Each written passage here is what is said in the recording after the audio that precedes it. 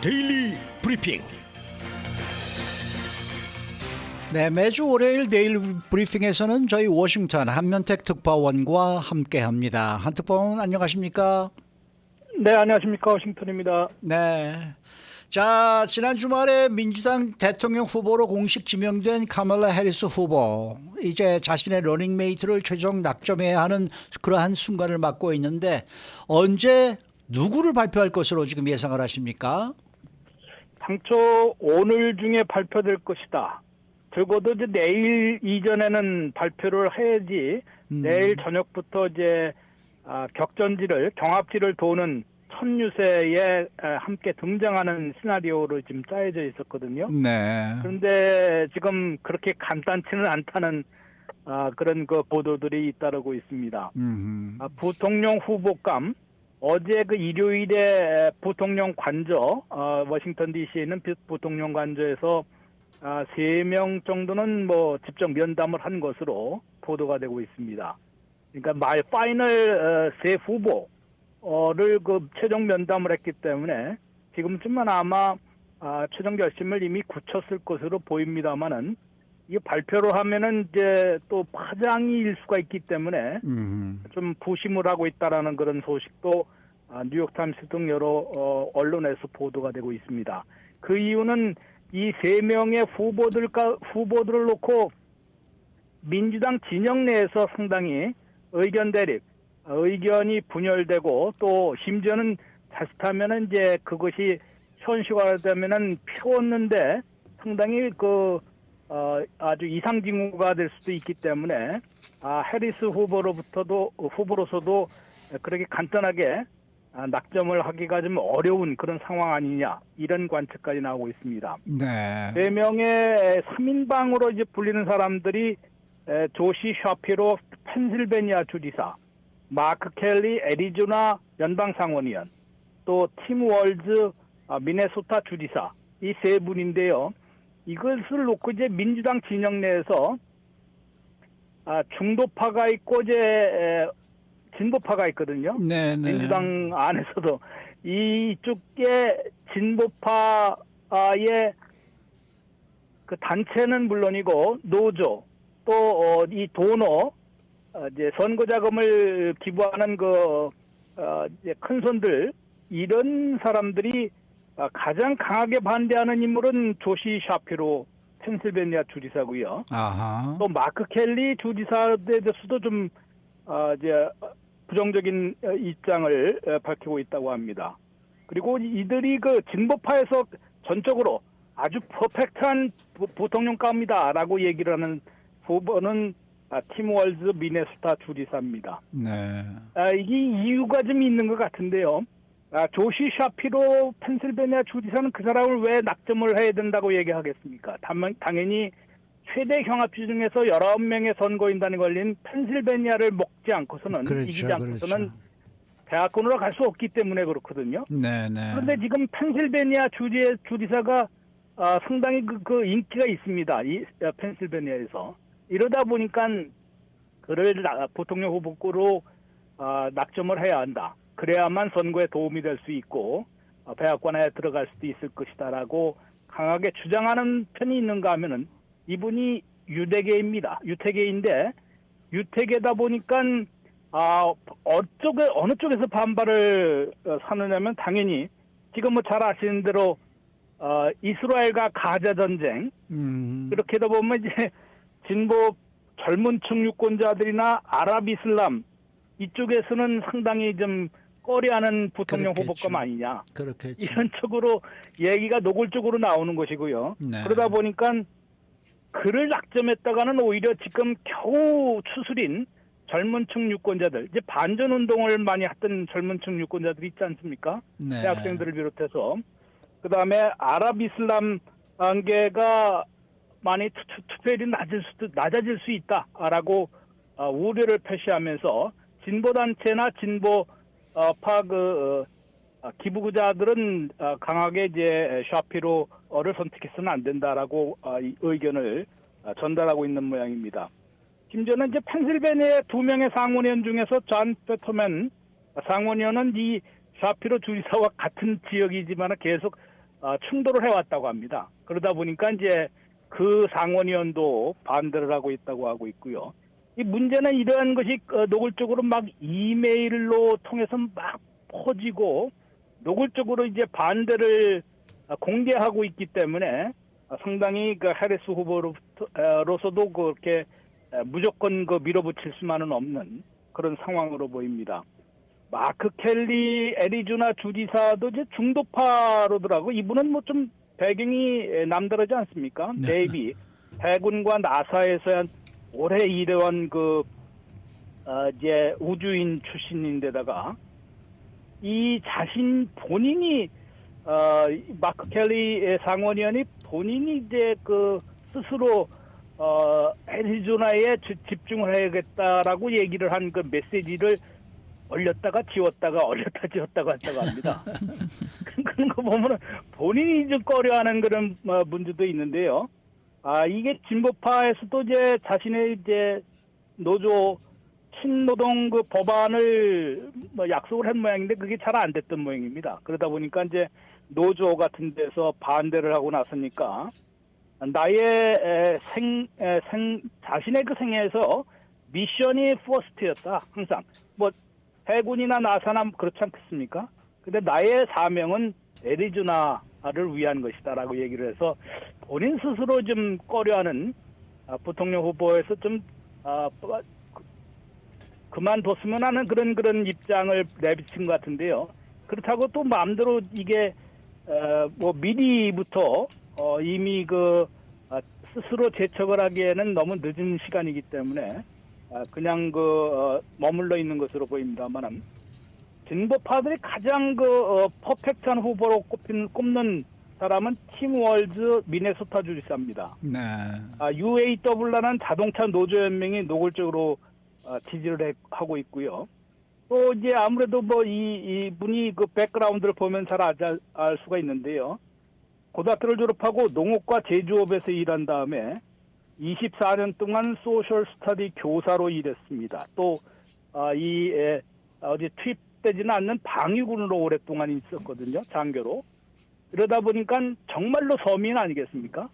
서민 출신의 연방 하원의원 지내다가 또 공화당 후보들을 물리치고 하원의원도 15선을 했고 주지사도 지금 재선을 하고 있습니다. 이러니까 이런 분을 내세워야지만 될 것이다라고 얘기하는데 문제는 미네소타는 가만히 있어도 민주당에서 이길 가능성이 있고요. 이게 확장력이 있을지 그만큼 또 60이 됐는데 그만한 널리 알려진 인물은 아니기 때문에 표를 얻는데 얼마나 그 도움이 될지는 모르기 때문에 조금 고민이 돼 있는데 아무튼 뭐 내일까지는 발표를 해야 될 것으로 보입니다. 네. 자, 해리스 후보가 내일부터요 러닝메이트와 함께 7대 경합지를 도는 강행군에 나선다고 하는데 어떤 선거전이 펼쳐질까요? 네, 6일부터 10일까지 닷새 동안 7개 경합지들을 모두 도는 강행군인데 뭐 이거는 오히려 자신은 이제 60이 채 안 된 그런 젊은 후보이고 또 상대는 78세의 트럼프 후보이기 때문에 이거를 또 그런 그래서 은근히 또 비교하는 그런 모습도 보일 수 있고요. 또 이제 민주당의 그런 활력, 에너지를 더 부추기려는 이 바람몰이를 하려는 그런 유세 일정으로 관측이 되고 있습니다. 펜실베니아 필라델피아에서 시작이 되기 때문에 여기에 분명히 샤피로 주지사가 낙점이 되든 안 되든 나올 것이거든요. 그렇겠죠. 네. 그래서 이 첫 일정을 여기다 잡는 바람에 이제 샤피로를 낙점하는 거 아니냐는 관측이 나왔었는데 그렇게 이제 간단한 것은 아니기 때문에 뭐 되든 안 되든 나올 것 같다라고 좀 보도가 되고 있고요. 7일에는 미시간 디스트로이트, 위스콘신 오클레어를 돕니다. 이 아까 말씀드린 대로 이 샤피로를 해보려면은 아랍계 이슬람 커뮤니티가 미시간에 또 많이 퍼져 있거든요. 네. 거기서 뭐 지난번에도 20만 명이나 이렇게 막 언커미티드라고 기권표가 처리되는 그런 바이든 대통령에게 그런 표를 던진 바가 있었는데 이들이 빠져나가려면 미시간도 또 위태로워질 수 있습니다. 그러다 보니까 여기부터 또 도는 그 다음에 위스콘신 해리스 후보로서는 이 펜실베니아 19명, 미시간 15명, 위스콘신 10명을 모두 차지해야만 대학원에 갈 수 있고 선거인단 과반인 270명에 도달할 수가 있습니다. 이렇다 보니까 이 세 군데를 집중적으로 먼저 공략하는 그런 유세 일정을 잡은 것이고요. 8일에는 노스캐롤라이나 랄리, 9일에는 조지아 사바나, 이 두 곳도 조금 군침을 흘리는 지역이거든요. 네. 아주 타이트하게 이제 선거제를 펼 수 있는 곳이기 때문에. 그 다음에는 이제 9일에 또 애리조나로 바로 건너가는데 애리조나 피닉스, 11일은 네바다 라스베가스. 이것을 모두 도는, 그러니까 뭐 7대 경합지를 모두 돌면서 여기가 워낙 지금 타이트하게 돌아가고 있기 때문에 잘만 하면은 뭐 대학관행 레이스에서 상당히 그 승리할 수 있는 지역으로 꼽고 강행군을 하는 그런 일정을 잡고 있는 것으로 보이고요. 이 7대 경합지 중에서 최근 나온 곳만 보면 한 세 군데는 지금 뭐 7대 경합지들을 모두 트럼프 대통령이 앞서왔거든요. 전 대통령이. 네. 그런 것이 이제 바이든 대통령 후보 사퇴 선언 이후에는 지금 세 군데는 좀 말씀드린 펜실베니아, 또 그다음에 미시건, 위스콘신은 해리스 후보 쪽으로 넘어온 것으로 이제 역전시킨 것으로 나타났습니다만 격차가 너무 없습니다. 아직은 적습니다. 동률 접전이라고 봐도 과언은 아니거든요. 네. 이러다 보니까 지금부터가 사실은 진검승부 아니겠느냐, 이런 지적을 받고 있습니다. 네. 자, 뭐 공화당 대통령 후보인 트럼프 후보도 지금 맞불 작전 역공에 나섰다는데 이건 뭐 어떤 선거 전략을 지금 취하리라고 보십니까? 네, 어찌 보면은 뭐 흑인 저널리스트와에서 발언을 해도 좀 너무 좀 심한 발언 아니냐. 아하. 그렇게 이제 아무리 트럼프라고 그래도 뭐 2016년 선거 전체보다도 더 험한 말을 막 쏟아내고, 글쎄 말이에요. 이런 것을 보면은 저 사람이 저 대학관행 레이스에 다시 뛰어든 사람이 맞느냐라고 얘기할 수 있는데, 그거는 어찌 보면 좀 선거 전략으로도 해석이 됩니다. 왜냐하면은 해리스 후보에게 너무나 관심과 그 시선이 쏠려 있기 때문에 이를 어떻게든지 다시 관심 빼앗는 그런 작전도 펼쳐야 되겠거든요. 그러다 보니까 이제 그렇게 논란거리를 오히려 내세워서 관심을 빼앗고, 그래서 지금 거의 동률 접전으로 다시 새 출발해야 하는, 원점부터 출발하는 그런 선거 전략을 펴고 있는 거 아니냐. 또 애틀란타에서 수요일 날 했고, 이제 해리스는 나흘 전인 화요일 날 유세를 벌였는데, 이 조지아 주립대학교 아레나 실내 그런 센터가 10,000명 정도 수용이 되는 그런 대규모 유세가 벌어졌는데, 똑같이 10,000명 정도가 움집했던 모양입니다. 네. 그런데 이제 트럼프 후보는, 해리스 후보는 똑같은 그때 관중이 모였지만 이거는 연예인들 보러 왔던 것이다. 그때 이제 연예인 2명이 아마 래퍼 힙합 가수가 나왔었거든요. 네. 이렇게 이제 하면서 모두게 이제 참모들은 오히려 해리스의 약점을 이제 정책적으로 공략하자라고 진언은 하는 모양입니다만은, 네. 트럼프 전 대통령은 지금은 그런 시점은 아니다라고 아마 판단한 듯합니다. 그래서 관심을 빼앗고 맞불을 놓고 역공을 취하는 그런 선거 전략을 펴고 있는데, 이게 지금으로서는 어느 정도 조금 효과를 보고 있는 것 같습니다만은, 결국은 지금 첫 번째 시험대가 토론이 될 수 있는데, 토론도 자기 마음대로 바이든 대통령 때는 9월 10일에 ABC 뉴스 주최로 합의가 됐었거든요. 네. 근데 이번에는 9월 4일에 ABC 요구는 난 못하겠다, 박스 뉴스로에서만 해야 된다. 이게 또 다 합의한 것처럼 발표를 해버렸습니다. 글쎄 말이에요. 그런데 해리스 쪽에서는 아니다. 어떻게 대선 주자가 바뀌었지만은 그 약속은 그대로 유지되고 있는데, 근데 ABC 이번에 흑인 저널리스트와의 모임에서 첫 번째 부딪힌 사람이 바로 ABC 기자였거든요. 네. 그다음에 ABC 뉴스를 뭐 완전히 가짜 뉴스라고 얘기하고 있는데, 그 전에는 자기가 자신이 유리할 정도 때는 뭐 당연히 그 합의를 해놓고 네. 이제 와서는 못하겠다. 박스로 바꾸자. 네. 이렇게 얘기를 나오니까 뭐 트럼프다운 그 스타일이겠습니다만은 네. 그게 그다음에 트럼프 전 대통령이 얘기하는 거 보면 정책을 아무리 얘기해도 내용은 없습니다. 네. 그냥 구호로 바람머리라고 있기 때문에 그게 얼마나 유권자들에게 먹혀들지. 그리고 뭐 잘 아시는 대로 올드 쇼라고 이제 해리스 네. 후보가 한마디로 정리하지 않습니까? 네. 그러다 보니까 옛날하고 똑같은 수법을 쓰는데 그것에 유권자들이 또 속아 넘어갔느냐, 가겠느냐 이런 그런 지적도 받고 있기 때문에 아무튼 근데 지금 너무 변수도 알겠습니다. 좀 많고요. 이제 예. 90일이 남았는데 어떻게 될지는 누구도 속단하기가 좀 어려운 것 같습니다. 네. 네. 오늘 말씀 잘 들었습니다. 네, 고맙습니다. 네, 워싱턴 한면택 특파원 함께했습니다.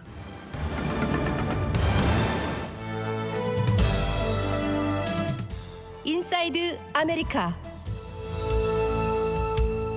민주당의 카멀라 해리스 후보, 공화당의 도널드 트럼프 후보 두 사람이 경합주 7곳에서 동률 접전 속에 진검승부에 돌입했다는 소식을 앞서 전해드렸었는데 유권자들은 이 각 후보를 지지하는 이유가 상당히 달라서 흥미롭습니다. 어떤 내용인지 알아보도록 하겠습니다. 또 뉴욕 증권시장이 오늘 또 급락하고 있습니다. 그나마 개장 초보다는 낙폭이 조금 줄어들긴 했습니다만은 어떤 이유에서 조금 나아졌는지 알아보도록 합니다. 박현경 기자. 네, 안녕하십니까. 카멀라 해리스, 도널드 트럼프 두 후보들의 특히 이번 대선 승패를 좌우할 7개 경합주의 지지율이 50%로 동률을 기록했다라는 소식이 나왔습니다. 이런 가운데 두 후보를 지지하는 유권자들 가운데 상당수가 트럼프 때문에 지지한다라고 이렇게 얘기를 했는데 이게 도대체 무슨 내용인지 좀 설명을 부탁드릴게요. 네, 해리스 부통령 지지자들도 또 트럼프 전 대통령 지지자들도 트럼프 때문에 각 후보를 지지한다는 입장을 나타냈습니다.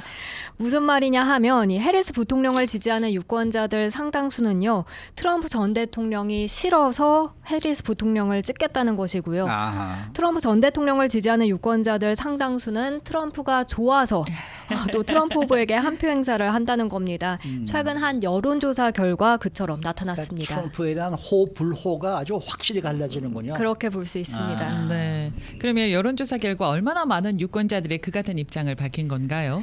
먼저 트럼프 전 대통령이 싫어서 해리스 부통령을 지지한다는 등록 유권자는요. 네. 10명 중 4명 꼴에 달했습니다. 와, 정확하게는 네. 41%였습니다. 와, 네. 해리스 부통령 지지자의 41%가 그 지지 이유로 트럼프 전 대통령을 반대하기 때문이라고 답했습니다. 그럼 반대로 트럼프 후보가 좋아서 트럼프를 지지한다는 응답은 얼마나 되는 거예요? 절반 이상, 그러니까 트럼프 전 대통령 지지자의 절반 이상 거의 10명 가운데 6명 꼴이 그런 입장을 보였습니다. 아하. 트럼프 전 대통령을 지지한다는 응답자 가운데 57%가 트럼프 전 대통령이 좋아서 좋기 때문에 트럼프 후보를 지지한다고 답했습니다. 이건 CBS 뉴스와 여론조사 업체 유고부가 지난달 30일부터 지난 2일까지 등록 유권자 3,100여 명 이상을 대상으로 조사해서 어제 공개한 여론조사 결과입니다. 네, 그러면은 해리스 후보를 지지하는 지지자들 가운데 해리스 부통령이 좋아서 지지한다라는 응답은 얼마나 되나요? 10명 가운데 3명 조금 넘는 수준이었습니다. 34%가 그처럼 대답했습니다. 그래도 해리스 부통령이 민주당 후보이기 때문에 해리스를 지지한다는 그런 응답보단 많았던 건데요. 네. 해리스가 민주당 후보라 지지한다는 응답은 24%였습니다. 참 재밌네요. 그러면은 트럼프 지지자들 가운데에서 해리스 후보가 싫어서 내가 트럼프를 찍어야 되겠다는 사람도 있을 거 아니에요? 네, 있죠. 그거 얼마나 돼요? 해리스 부통령에 반대하기 때문에 트럼프 전 대통령을 지지한다는 응답. 전체의 27%, 10명 가운데 3명도 안 됐습니다. 아하, 네. 그렇지만 이건 트럼프 전 대통령이 공화당 후보이기 때문에 트럼프를 지지한다는 응답보단 훨씬 많았던 건데요. 공화당이니까 트럼프를 찍겠다 이런 유권자들도 있지 않겠습니까? 네. 그런 유권자는 16%에 불과했습니다. 네. 자, 그러면은 이번 여론조사 결과를 좀 이렇게 정리해서 좀 풀이를 하면 어떻게 정리할 수 있을까요? 트럼프 전 대통령이 아무래도 해리스 부통령보단 더 많은 콘크리트 지지층을 확보하고 있다 이렇게 볼 수 있습니다. 해리스 부통령이 주로 반 트럼프 정서를 중심으로 해서 지지층을 흡수하고 있다고 풀이할 수 있겠고요. 네. 트럼프 전 대통령은 본인의 이른바 팬덤으로 지지층을 다지고 있다라는 점 보여주는 대목이었습니다. 그러니까 바이든 대통령이 만일에 민주당의 후보가 됐으면은 트럼프가 싫어서 바이든을 찍겠다는 사람은 별로 없고 없었는데. 그렇죠? 네. 트럼프가 싫어서 해리스를 찍겠다는 사람은 많아졌다는 많아졌다. 얘기 아닙니까? 그렇습니다. 그러니까 후보 바꾸기를 잘한 거네. 그럼요. 민주당 쪽에선 잘한 그렇죠? 거죠. 네. 네. 참 이 바이든 대통령의 인기가 이렇게 없었으니. 자, 다음 소식입니다. 미국의 경기 침체 우려로 뉴욕 증권시장이 오늘 급락세를 보이고 있는데 그래도 낙폭이 좀 빠르게 회복이 되고 있네요. 그렇습니다. 이 미국발 경기 침체 우려로 아시아 증시가 폭락한 데 이어서 오늘 아침 뉴욕 증시도 크게 떨어지며 출발했는데요. 뉴욕 증시에서 다우지수는 개장하고 나서 1000포인트 넘게 폭락을 했죠. 나스닥 지수는 6% 이상, 또 S&P 500 지수는 4%대 빠지기도 했습니다. 그렇지만 지금 스튜디오 들어오기 직전에 확인을 해보니까 이 다우지수는 780포인트 정도 하락하는 걸로 낙폭이 꽤 줄어들었고요. 나스닥 지수도 2.42%, S&P 500은 2.09% 하락으로 낙폭이 그래도 장 초반 대비 많이 축소됐습니다. 장중 빠르게 이렇게 낙폭을 회복하고 있는 모습입니다. 네. 이렇게 낙폭이 줄어든 이유는요? 미 서비스업 경기가 확장 국면으로 전환한 데 따른 겁니다. 아하, 네. 지난주 공개된 7월 고용 보고서 충격, 제조업 경기 둔화에 따른 우려가 이에 따라 일부 완화됐다고 볼 수 있겠는데요. 지난달에 7월 미 서비스업 경기가 시장 예상에 부합하면서 한 달 만에 확장 국면으로 전환한 게 오늘 나타났습니다. 오늘 아침 서비스업 구매 관리자 지수가 발표됐는데 네. 그걸 보면 그렇습니다. 오늘 아침 미 공급관리협회가 발표한 7월 비제조업 PMI 이 구매 관리자 지수는 51.4입니다. 이게 전망치에 딱 부합한 수준이었고요. 전월 대비로 보면 2.6%가 오른 건데 2.6포인트가 오른 건데 그렇게 한 달 만에 상승 국면으로 전환한 겁니다. 이 PMI 수치가 50 미치면 어떤 의미를 갖냐 하면 그건 경기가 위축된다.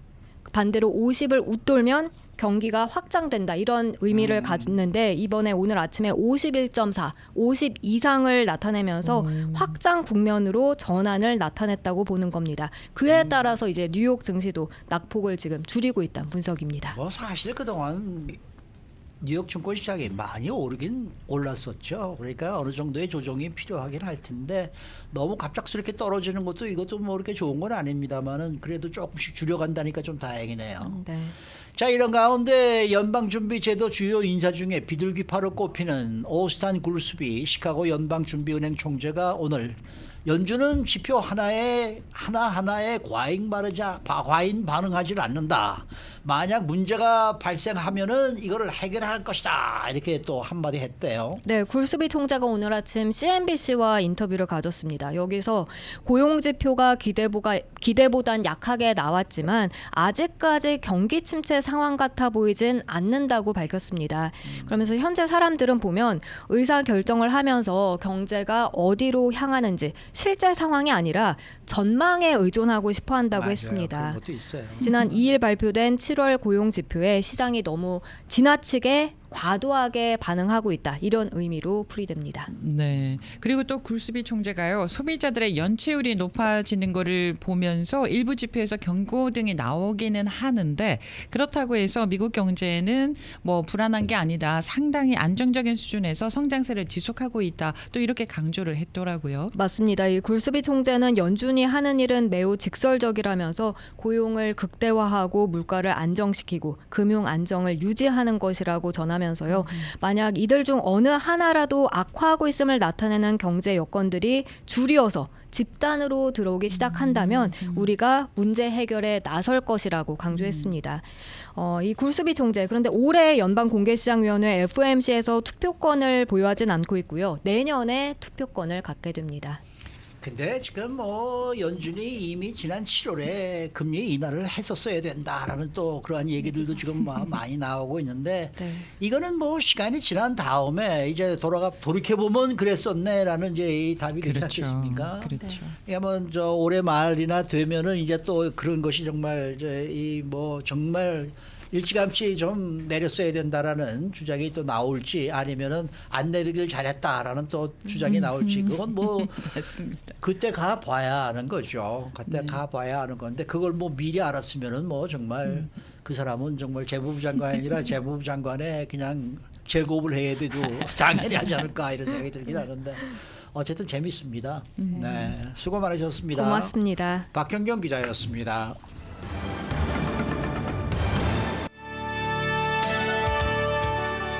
이슈 투데이. 네, 오늘은 노년내과 전문의 임영빈 박사 모십니다. 임 박사님 안녕하십니까? 네, 안녕하세요. 임영빈입니다. 네. 요즘 뭐 이 가장 화제가 되고 있는 약이 바로 이 오젬픽이 아닌가 이런 생각이 드는데 요즘 이에 관한 뉴스들이 상당히 많이 나오고 있습니다만은 이 살 빼는 약 아닙니까? 네, 맞습니다. 이거 정말 효과가 있습니까? 네. 잘 쓰면 효과가 있고요. 너무 이 오젬픽이 맞으면 이제 살 쫙 빠진다라고 착각하시는 분들도 계셔서 어떤 분들은 맞으셨는데도 이제 살이 안 빠지니까 걱정을 하시죠. 박사님 솔직히- 전화기를 조금 더 가까이 대고 말씀해 주시면 좋겠습니다. 네. 네, 지금 괜찮으세요? 네, 지금은 네, 네, 괜찮습니다. 네. 네, 좋습니다. 죄송합니다. 제가 말씀드린 거는 이제 살 빼는 거는 효과는 있지만 그래도 정확하게 잘 써야 되고요. 이제 또 여름철이 되다 보니까 또 한국도 많이 나가시고 그래서 이제 입맛도 좀 좋아지셔서 그런지 이제 몸무게도 좀 늘어서 저희 병원에 많이 오시더라고요. 네. 그래서 이런 살 빼는 약 없어요라고 찾으시는 분들도 많으신데 뭐 잘 아시겠지만 이제 할리우드 쪽에서는 오젬픽이 한 2년 전에 이제 유행하기 시작했죠. 네, 그리고 이제 점차 한국에서도 퍼지고 그다음에 한국에서 유튜브가 많이 나오니까 이제 여기 미국에 계신 어르신들도 이제 관심을 많이 가지시면서 살 빼는 것도 많이 물어보시고 합니다. 네. 근데 이게 말 들어보면 말입니다. 이 과도 비만, 그러니까 아주 과체중, 정말 그 우리가 이 저 길거리에서 볼 수 있는 이 정말 몸무게가 한 100kg, 200kg씩 나가는 정도의 그러한 정말 그 과체중의 분들이 이거를 드시는 것으로 알고 있는데 그게 사실입니까? 네, 맞습니다. 일단 어디서 시작할까? 그 약 제품 자체는요. 네. 세마글루타이드라는 약 제품이고요. 네. 이 세마글루타이드를 이제 당뇨 쪽으로 치료한다 그러면은 저희가 오젬픽이라 부르고 이제 세마글루타이드를 살 빼는 데 쓴다 그러면은 이름이 위고비가 됩니다. 이거는 네. 일단 여러분들이 그냥 제가 의사기 때문에 정확한 정보 알려드려야 돼서 그냥 말씀드리는 거고요. 그렇죠. 그냥 살 빼는 건지 이제 살 빼는 거든지 당뇨든지 그냥 오젬픽을 쓴다라고 생각하시면 쉽겠고요. 네. 일단 이 오젬픽을 또는 위고비를 쓰는데 말씀하신 거 맞습니다. 이제 정말 과체중이신 분들은 보험에서도 커버가 되고요. 코페이가 조금 있으시지만 그래도 몸무게가 많이 빠집니다. 더 높게 시작하면 그러니까 몸무게가 더 많이 나가시는 분들은 이제 더 쉽게 더 잘 빠지고요. 보통 말씀하신 한 100kg 정도 되시는 분들은 한 15파운드 정도 빠지게 됩니다. 그런데 보면은 뭐 웬만한 어느 정도 조금 살이 좀 쪘다라는 여성분들이 또 특히 이거 먹어야 돼 뭐 이런 분들이 굉장히 많으신 것 같더라고요. 네, 정확히 짚어주셨는데요. 네. 아주 몸무게가, 그러니까 방금 말씀드린 것처럼 시작점이 그렇게 높지 않기 때문에요. 네. 이런 여성분들도 몸무게가 빠지기는 하나 한 5파운드 정도 빠집니다. 어떻게 보면 좀 다행이죠. 너무 빠져버리면은 이제 저체중으로 가니까요. 네. 그러면 이걸 얼마 동안 뭐 주사를 맞아야 되는 거예요? 연구 결과를 보면은 한 3개월 정도 맞으셨을 때부터 이제 효과가 최고치로 나타나고요. 이후에도 계속 맞으시게 되면은 그대로 유지를 하게 됩니다. 그럼 계속 맞아야 되나요? 아니면은 어느 정도 체중 감량이 되고 난 다음에는 그냥 안 맞아도 되나요? 좋은 지적 해주셨는데요. 네. 이 오젬픽이라는 약이 작용하는 기전이 이제 사람이 입맛을 좀 억눌러 주거든요. 억제해 주거든요. 그렇기 때문에 이제 주사를 맞을 때는 입맛이 많이 억제되어 있다가 네. 이제 오젬픽을 안 맞게 되면은 이제 다시 입맛이 도르면서 이제 요요 현상이 올 수가 있죠. 그러니까 이것도 요요 현상이 있네. 네, 맞습니다. 그래서 제 200파운드 여성분 환자분 계시고요. 72세요. 한 평생 동안 이렇게 좀 비만으로 살아오셨어요. 그래서 저희가 그 운동도 얘기하고 이제 식습관도 관리하다가 이제 오젬픽을 쓰게 되는데요. 몸무게가 한 5파운드까지밖에 안 빠지고요. 그 다음에 이제 이 식욕을 억제하는 오젬픽의 약을 효과를 억누르면서 이제 더 드시게 되셨어요. 그러니까 다시 이제 몸무게가 5파운드가 다시 늘었고요. 그래서 그런 분한테는 이제 제가 운동을 어떻게 하시는지, 그냥 헬스장 가세요가 아니라 헬스장에서 그러면 어떤 운동을 하시는지, 얼마나 격하게 하시는지, 땀은 얼마나 빠지는지, 유산소 운동은 얼마나 하는지, 그런 것들을 이제 캐물면서 이제 진료를 하게 되고요. 지금 이거를 말씀드리는 이유는요. 예. 운동하고 같이 오젬픽이나 다른 위고비 같은 약품들을 사용할 때는요. 운동이 철저해야지만 이제 살이 빠지고요. 네, 그래서 그분은 200파운드에서 이제 180파운드가 되셨고요. 20파운드가 빠졌어요. 그리고 요요가 없이 이제 운동을 꾸준히 잘 하시기 때문에 이제 요요가 없이 180파운드를 잘 유지하고 계십니다. 혹시 부작용 같은 건 없나요? 있습니다. 그러니까 너무 이 오젬픽이 유명해져가지고요. 예. 갑상선암을 일으킬 수가 있어서요. 하지만 이 갑상선암은 특이한 갑상선암이에요. 이제 타입 C thyroid tumor라고 그러는데요. 그래서 갑상선에 좀 이상이 있으신 분들은 이 오젬픽을 사용하기 전에 꼭 한번 저희가 조직 검사를 하고 이거가 그 타입 C 갑상선암 쪽이 아닌지 확인을 하고 이제 맞으셔야 되는 게 중요하고요. 그게 블랙박스 워닝이 있습니다. 네. 그리고 어떤 분들은 이 잘못 오해하셔가지고 이제 이 약을 맞으시고 메스껍다라고 말씀하시는데요. 그거는 부작용이 아니라 이제 메스꺼움 때문에 이제 식욕이 억제돼서 이제 식사를 못 하시게 되는 그런 효과가 있죠. 그러면은 이게 최장기간 뭐 6개월, 뭐 9개월 이렇게 계속 주사를 맞아도 괜찮나요? 네네, 뭐 큰 문제는 없고요. 네. 오히려 오젬픽이라는 약이 잘 아시다시피 이제 당뇨 치료의 효과로 나오게 됐지 않습니까? 예. 근데 참 오젬픽을 맞은 당뇨 환자분들이 이제 심장 질환과 뇌졸중 예방 그리고 신장 기능까지 이제 보호하는 쪽으로 얘기가 나오거든요. 그래서 저희가 당뇨 환자분들한테는 장기간으로 드리는 게 맞다라고 생각을 하고 있기 때문에요. 이제 당뇨가 없으신 분들한테도 이렇게 장기 복용을 하셔도 큰 문제가 되지는 않다고 생각하고요. 하지만 관심 있으신 분들은 이제 꼭 본인의 의사와 꼭 상의하시기 바라고요. 근데 이게 뭐 값이 상당히 비싼 모양이더라고요. 거의 $1,000 이상 하는 모양으로 제가 얘기를 들었는데 그건 사실입니까? 네. 그래서 이게 최근 들어 또 인터넷에도 유행하는 게 보험 없이도 이게 그냥 캐시로 살 수 있도록 이런 비즈니스를 하더라고요. 그래서 의사의 진단과 이제 처방이 필요하니까요. 온라인에서 이제 텔레메디슨으로 의사와 얘기를 하고 내가 캐시로 첨부를 낼 테니 약을 달라. 그렇게 해서 받으시는 프로그램들도 있습니다. 네, 그 가짜일 수도 있잖아요.